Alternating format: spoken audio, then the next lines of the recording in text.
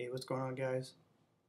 Yeah, I'm gonna do a video of pretty much my overall impression of Far Cry 3. I've done the video a few times already. Started cursing a little bit in it, which I don't like to do in my videos, so decided to do it over. Far Cry 3. I did finish it. I did finished about 20 hours. Took me about 20 hours to finish it. This is my overall impression of the game. Just story-wise, gameplay, and I'll address some issues first and foremost. You've heard a lot of comparisons between this and the game Skyrim, and I'm just here. That just really isn't true. The game is really nothing like Skyrim. You know, a lot of people are saying, well, it's a sense of exploration, and the sense of exploration in Far Cry 3 just really isn't there a whole lot. I did do a little bit of it, but after about an hour or two, I just kind of got tired of it. There's really no incentive to explore the island. And even if you do find a hidden cave or whatever, it's usually filled with a treasure chest or a plant, some rare plant, which I'm not really interested in finding. So the sense of exploration really wasn't there for me, and after a couple hours, just kind of wore off. So it's not there. Story was pretty decent. The story was the only thing that kept me going through the game. The gameplay was pretty generic, which I'll get into later. But story, the main character, Jason, he came off pretty good. He wasn't silent protagonist as usual. And the enemies you come across too were really well done, voiced well, really memorable. You know, I thought they were really cool. Some of the characters meet in this game, the characters are just great. You know, really kind of make you keep playing through the game. But like I said earlier, that's the only thing that kept me going. As far as the gameplay goes, that's pretty much where I have my issues with the game. The game would do something really cool and unique that I haven't seen done in a game, and then it would turn around and put you in a situation where it's just the same, you know, average shooter type mission, such as, you know, it'll throw you in a quick time event. It'll throw you in the forced stealth mission mode, which I personally can't stand. You know, actually forced to do it. You can't alert anyone or shoot anyone or, you know, make a sound. And then it's got your great, you know, everyone loves the time missions. You know, you basically get done with the mission and the little clock pops up top. Oh yeah, you got 5 minutes to get from here to here. And by the way, we're gonna throw everybody in the mom in front of you with AK-47 and see how well you do. It would do stuff like that, which really irritated me. So the gameplay became more frustrating than enjoyable. So you know, I that was my huge issue with the gameplay. It just didn't. It was just weird.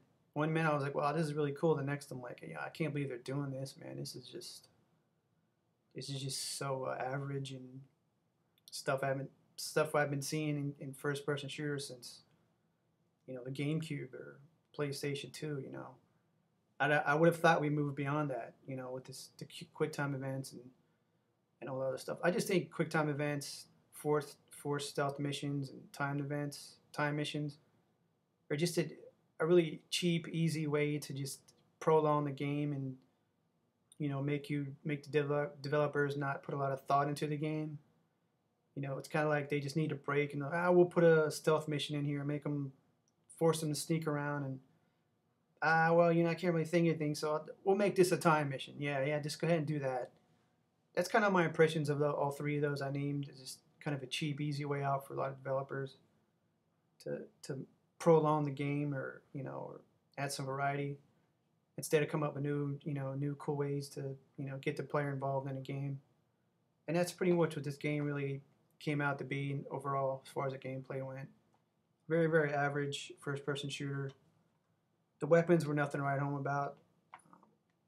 The targeting was okay. Wasn't nothing, you know, nothing to write home about. But I did unlock all the weapons, and I had no incentive to use any other weapon besides my AK-47 sniper rifle and grenade launcher. The grenades, Molotov cocktails. You had C4, and you had your anti-personnel mines, which were okay, but I didn't really care for any of them. So the guns weren't really there. The game didn't make me want to experiment with anything a whole lot. I did do the online. I did a couple matches. It was kind of slow, I thought. It's pretty much you expect first-person shooter multiplayer in a jungle, and I guess you just fight out. You'll see a camp or a hut, and more likely there's a guy hiding in the camp or the hut trying to shoot you. It was okay. Nothing to write home about. But overall, I thought the game was decent. I don't recommend buying it. $60 is now, because the online's not really going to hook you. It's more of a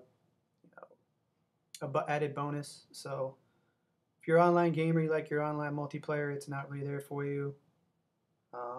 The stories, you'll enjoy the story, but there's not a whole lot of incentive to go back and explore the island or complete the other missions after you're done the main story. I won't.